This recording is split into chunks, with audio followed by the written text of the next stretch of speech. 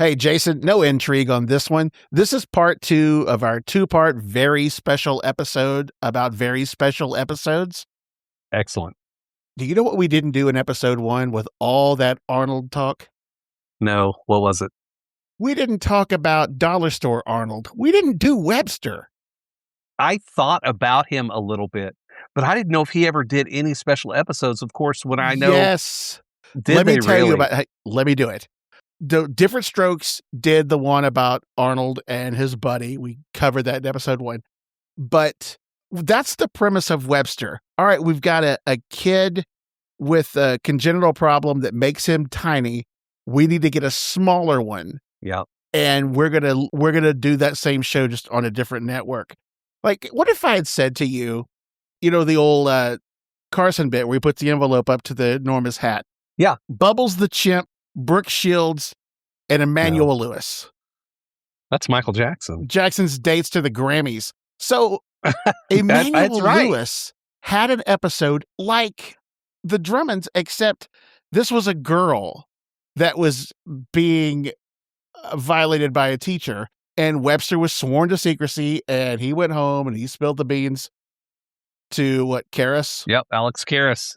Well, Mr. Papadopoulos was his name on the show. Right.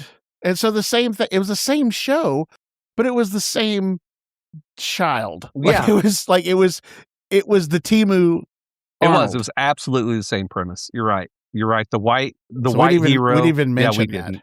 And I honestly hope that there's some discussion either on the Facebook page or something about which ones we missed. I want to be a hero. I don't even have to be a white hero. Although it's all you got.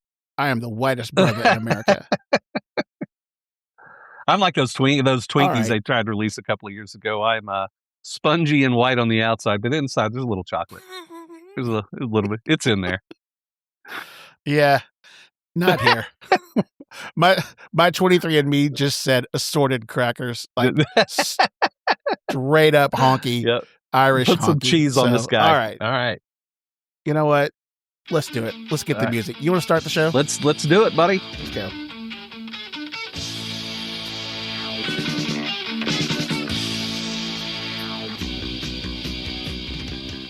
Let's talk about some other luminaries here. We mentioned Family Ties earlier. Yeah. Alex Keaton was dealing with grief, alcohol there. I think, did they have was it one of the friends on there that died? You know what? That's Growing Pains. That is that is Growing Pains. And Growing Pains had a few very special episodes, but one of their prominent ones was, Carol, Mike Seaver, the Seaver family, Jason, and I can't remember his the mother's name, but the daughter, or Mike and Carol, which I guess is probably a nod to the Bradys. I don't know, but Carol has a boyfriend and they go to a party, and the boyfriend imbibes. They're in a car accident on the way home. Well, his name is Sandy. Sandy is hurt and he's hospitalized, but everybody's okay. And then, they just tear into Carol for being smart enough to she's too smart to do something stupid like this, but everybody's okay. And they've been given this second chance. Well, during the middle of the parents, speech that we all give, Mike comes in, Kirk Cameron from Teen Beat Magazine, Tiger Beat, all the beats, and Dynamite. That's right. Bananas. Go back to the book fair episode. Bop. That's exactly right. And informs that Sandy has passed away from internal injuries that they didn't notice. And another, art imitating life. Sandy is Chandler from Friends. Perry.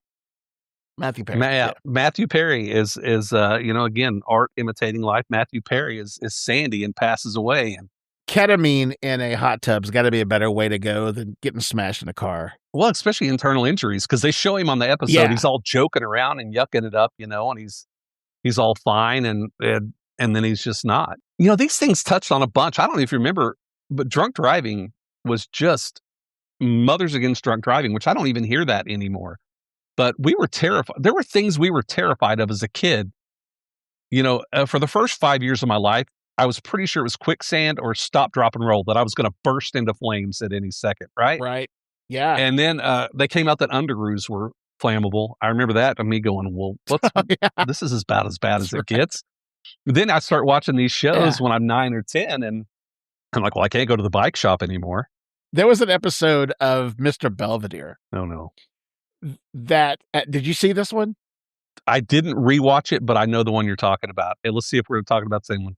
The kid on the show had a friend in school that contracted AIDS through a blood transfusion. Yep, I remember that. Very, very topical, very Ryan White. Speaking of being scared, in the 9th grade or 10th grade, I think it's one of the two, in biology, we had an entire section, a whole week, over AIDS. Yeah. And by the year 2000, everyone was going to die of AIDS. Yeah. Yeah, it was, those things were, I mean, and they tackled them, and just, fear is a heck of a motivator. So you watch all those things, and they study all those things, and, there's been so many of those things come through the last 50 years through our, we were going to be abducted.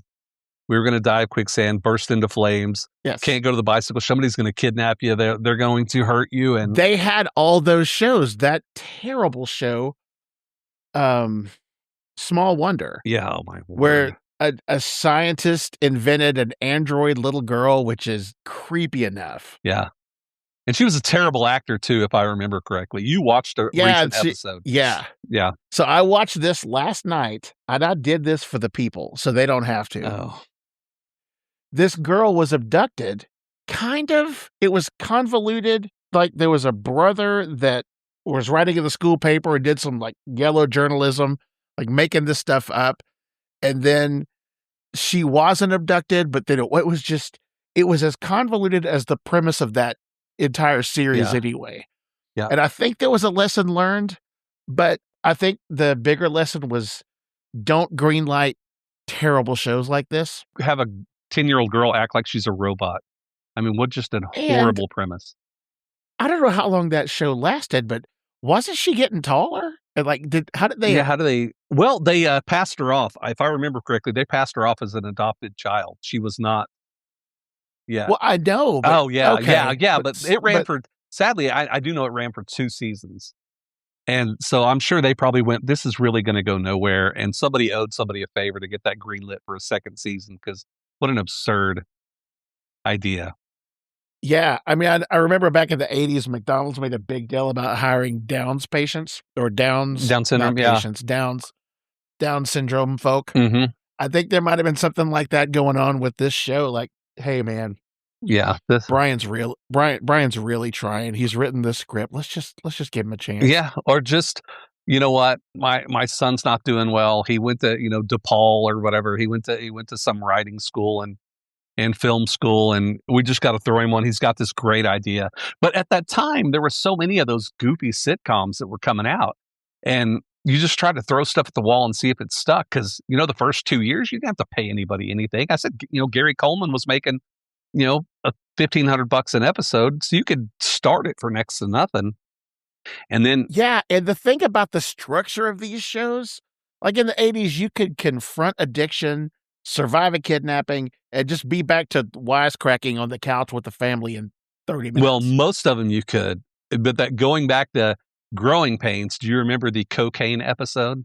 Brother, I mentioned Mike Seaver doing some bumps in the bathroom on the opening. Oh, that's right. That's right. So here, Mike Seaver, of course, him and his buddy, Sylvester. Do you remember Boner Stabone? His buddy's name was Boner.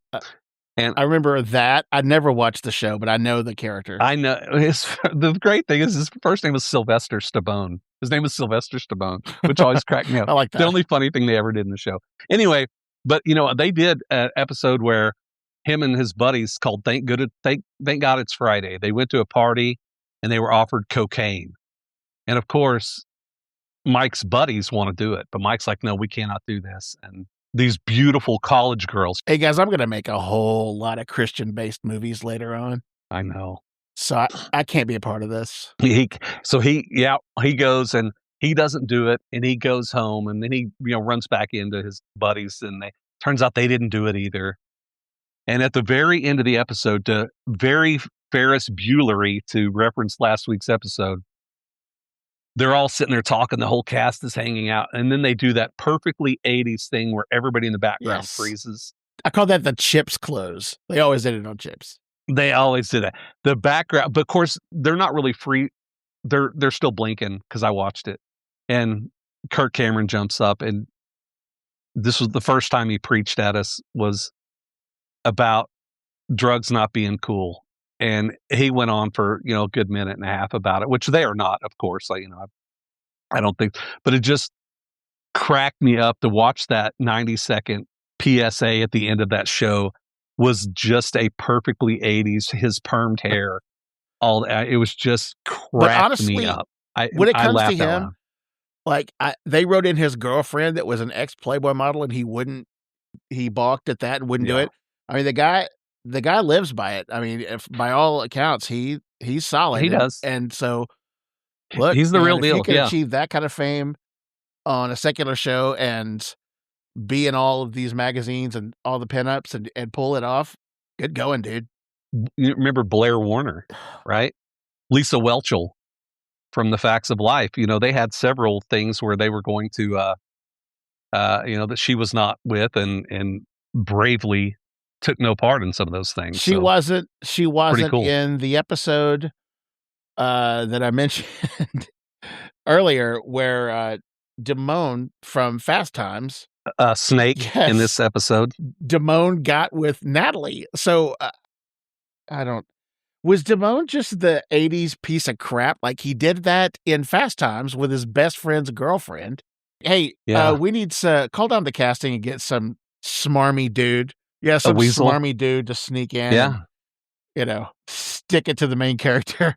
I got you, guy. That was their 9th season when they did that. They had originally tried to come out with that plot line in their first or second season and have it be Blair's character, Lisa Welchel's character. But she was like, absolutely not. I'm a Christian. I've been a Christian my whole life. I'm not doing that. And then finally they talked Natalie into it. And she, Mindy Cohn's her, into it. But she had some parameters, which I thought was really cool, because the one thing that she wanted it to not be, everything, all the very special episodes up to that point would peer pressure, that she would be pressured into having sex, or, she was pushed into it or assaulted or something like that. And she's like, well, that's not really, we're adults. They had, this is after Mrs. Garrett's left and they're all adults now. And she wanted it to be where it was her choice to do that. And there was no pressure. And it was kind of a first time for that, which that's the episode I was saying pulled 21 million viewers in their 9th season. Just crazy. Oh, that one did? But do you remember what I read? Yeah. I read that she stepped up for the role. Like, when they pitched it, she said, I'll do it. Damone, are you kidding? I'll do it. Yeah. He's got a 5-point plan. Is this place great or what? The lady will have the linguine and clam sauce and a Coke with no ice. Kids don't even listen to Aerosmith anymore. When you needed tickets, I got you so close to the stage, you probably scared the band. These are all Fast Times at Ridgemont High references, youngins. So sorry about that, but yeah, yeah. You want a quick fun fact about Mindy Cohn? She sang backup on Michael Jackson's PYT from the Thriller album. It is the craziest story. Yeah, that's one worth looking up. That's amazing. I had no idea, man. Yeah, I know who did the the guitar solo on Beat It. That's the only fun fact I know about that whole thing. That's quite a solo. Yeah, it was. We've skipped so many. There's a million. I gave Good Times one, but we forgot about when James Evans died and Florida says, damn, damn, damn. Damn, yeah. Mm-hmm. And they tackled a bunch of heavy stuff on that one and did it. All those Lear shows did. I teased that in the opener. Those were some great shows. I mean, there's a lot of them were a little heady for me, but the one where Edith Bunker had an attempted rape on her 50th birthday. What? I know. Yeah. Can you imagine her at the cop station? What could you describe it? I don't know. Yeah. He didn't take off his ski mask. Okay. Yeah. That's pretty good, actually. Yeah. Well done. I know. You do an excellent Edith Bunker. Sometimes, though, you get I saw a picture of her next to Alice Cooper at Studio 54. So Edith got around. Well, Studio 54. Nobody wants to see Edith Bunker coked out. I kind of do. Well, maybe you do. If you're going to go home to Archie, who's just sitting in that chair, just mad at the world, you might need something. A little vitamin C. Yeah, I want to see her. I want to see her coked up, like running upstairs. Yeah. Oh my word, that would be great. But all right. So look, I know we left out some big ones here. We had to have. People are probably, right now. I wondered why we're not mentioning their favorite one. If you have a favorite one, I don't know anyone that does. Go to Facebook with it. I do have I have a favorite one, and it's Family Ties. Say Uncle. The drunk uncle shows up, and Tom Hanks shows up in just the most overdone role. Just plays it to the hilt, and is just terrible acting. If you would have watched that and known this guy's going to receive an Oscar in about 10 years, it would have just shocked you. But first of all, Tom Hanks looked 15 years old on that show. He did. And, they're trying to help the guy out, and he just can't get out. He's drinking vanilla in the middle of the night, puts some maraschino cherries and crushes a bottle of vanilla. And you're just like, what is going on? But that's the one that cracks me up because it's just so overdone and ridiculous. And the one where Alex's friend died, he had a whole scene where it was like this fever dream sort of thing where it's like a one-act play where it shows him like in this monologue. Mm-hmm. Like they did that. They did. To be preached at from Hollywood about child safety. Right. Where do you get off? You know what I mean? Like, yeah. There's a bunch of other episodes too the one that cracked me up too was Punky Brewster. One of her friends is hiding in an old refrigerator from the 50s that locks from the outside, and she ends up saving his life. It's called, was it Cherry Lifesaver? The friend Cherry's the one trapped in it. Watched it last night. Did you really? And it cracks me up because I'm such a nerd. But I went back and looked. There was a Refrigerator Safety Act of 1956 where those were outlawed. Now, there was a bunch of kids died in the 50s, sadly, from hiding in the fridge. But anyway, was that a thing, hiding in the fridge? Apparently, which mine has too many shelves in it. I don't know how you'd even get that. I think they were probably made much differently back then. But I guess they would discard them. So in the 70s and 80s, you'd find, because they used to work for 30 years, one of them would finally quit and a kid would hide in it and, end up dying, which, to steal an Anthony Jeselnik joke, that rarely ever get to die a champion. But you win hide and go seek that day. And, right. But anyway, but there are just so many of those just goofy episodes. There was another Family Ties, Give Uncle Arthur a Kiss, where one of the dad's work friends tries to hit on Mallory Keaton, and it's just the weirdest thing and hard to throw stones at that. I absolutely get it, but this is a 40-year-old dude that's the dad's best friend that works at the advertising or whatever TV station with him, and it's just, good grief, some of these were just the PBS station.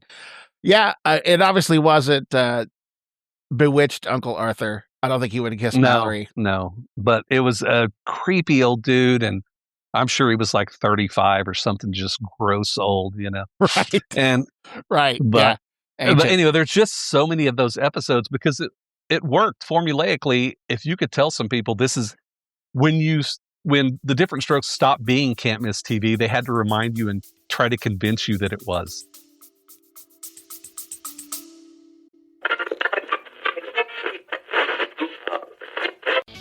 If you grew up when we did, chances are your best memories are sitting on a VHS tape somewhere. Birthday parties, family reunions, even that first camcorder Christmas morning. But those tapes don't last forever. That's where the Digitized Center comes in.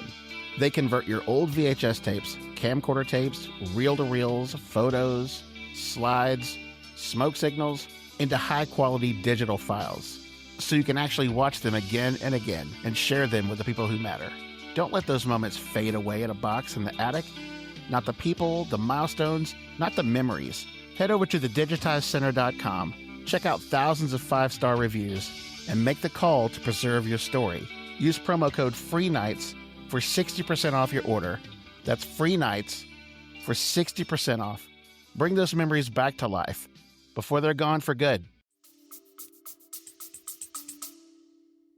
Well, they didn't have the TikTok explainers who over-explain everything or content warnings. It was just a sudden shift of tone. Yeah. Like a parent quietly, watching with us. It was this gut punch. Like, I would remember watching these shows and thinking, like, this might be a problem somewhere else. Oh, the Silver Spoons episode where his buddy keeps getting beat up by his dad. Yeah. There were a few of those. He come over, he got confronted. Yeah. Yeah. Yeah. Look, hang on a minute. If anybody on that show is going to get beat up, it should have been Ricky. Or Alfonso Ribeiro. Carlton. I still kind of shiver a little bit when I say Ricky Schroeder. We should add some Ricky Schroeder on Ricky Schroeder crime to go back to your bully episode. God. Yeah, that guy. Look, if people want context on here, find the bully episode. Yeah.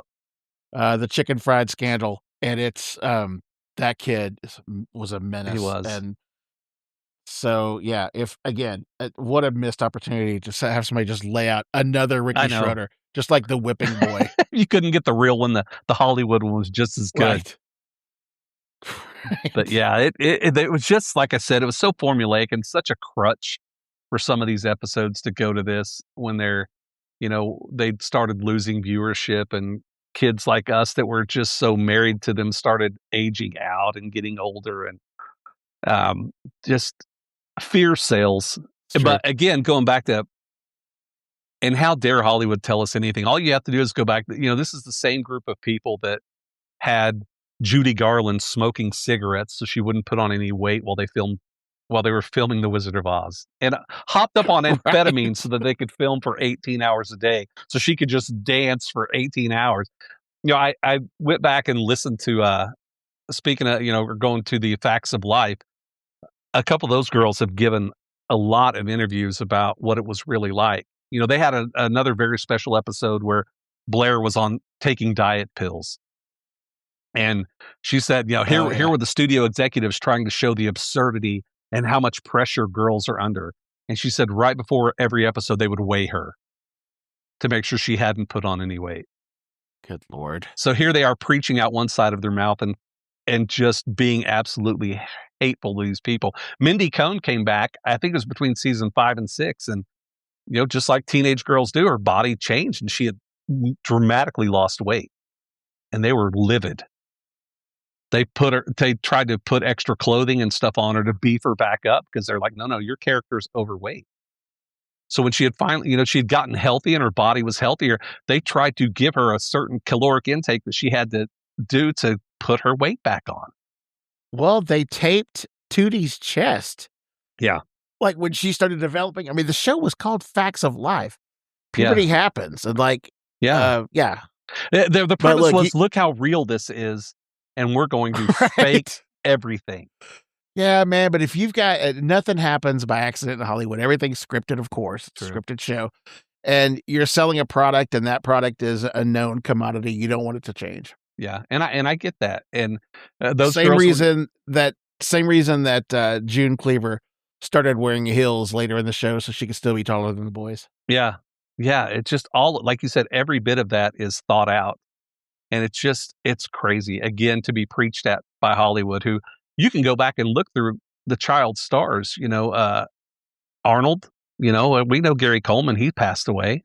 Willis from Diff'rent Strokes has struggled mightily. He's come out on the other side of it. And, Kimberly, a couple of days after that, she showed up on the Howard Stern show.